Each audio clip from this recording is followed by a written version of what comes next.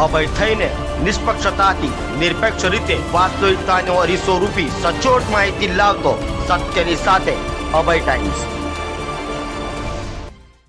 સુરત એસઓજીની ટીમે ઉધના દરવાજાની hotel the grand વિલામાં દરોડા પાડી ત્યાંથી એમડી ડ્રગ્સ સાથે એકને ઝડપી પાડ્યા બાદ 2 પેડલરોને પણ ઝડપી પાડ્યા હતા।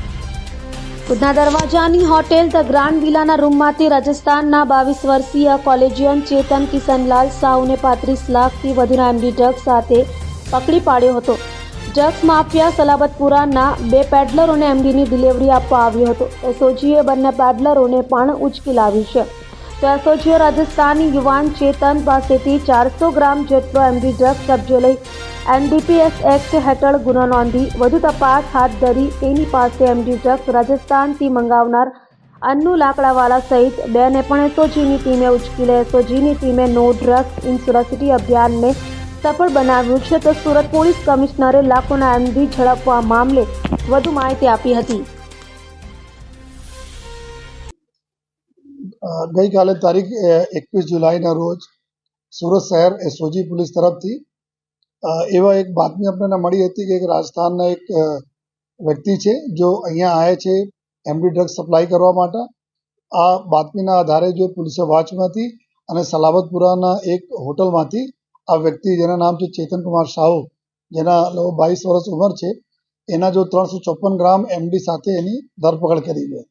અને આ વ્યક્તિ પાસેથી જો એના વાહનો, મોબાઈલ ફોન આ બધા રિકવર કરવામાં આવેલા। પછી ફર્ધર જો એના પૂરા જો લિંક હતા આ અહીંયા આવીને જો બીજા 2 મેન અહીંયાના જો પેડલર છે આ પેડલરોને આપવાના હતા, જેમાં એક અનીસ કરીને નામ છે, અનીસ ખાન ઉર્ફે અન્નુ લકડવાલા, આ ભાટિયાના વિસ્તારમાં રહે છે અને આ પણ જો આ પ્રકારના પ્રવૃત્તિમાં અગાઉ 6 મહિના પહેલે બી એનડીપીએસના પેડલિંગ કેસમાં પકડાયા હતા। આ બી એક ગુનેગાર વ્યક્તિ જેના પર 3-4 ગુનાઓ દાખલ થયા છે, મર્ડરના બી ગુનાઓ એના પર દાખલ થયા છે, એક આ સામેલ હતા અને બીજા એક આરોપી છે જેના નામ છે વિકાસ આહિર, આ બી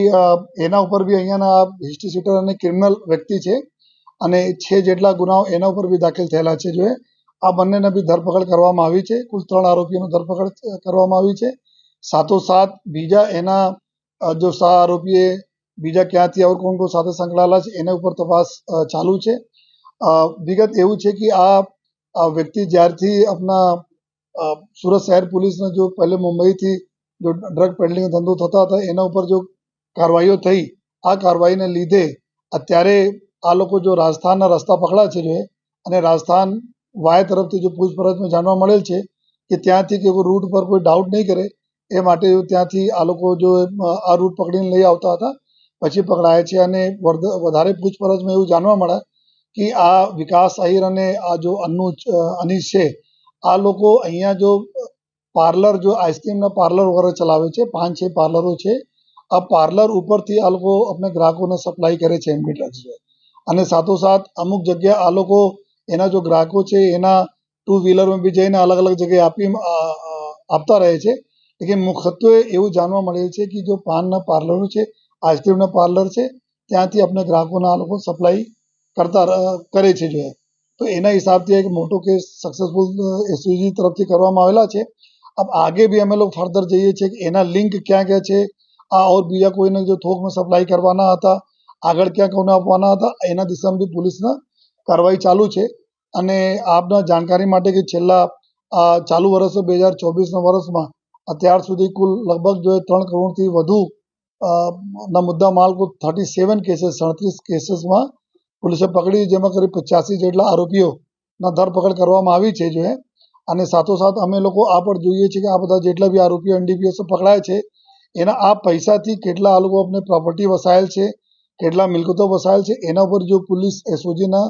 અને ક્રાઇમ બ્રાન્ચના કામગીરી ચાલુ છે, જેથી આવનાર સમયમાં કાયદા પ્રમાણે એની જો પ્રોપર્ટી બી અમે લોકો સીઝ કરી શકીએ।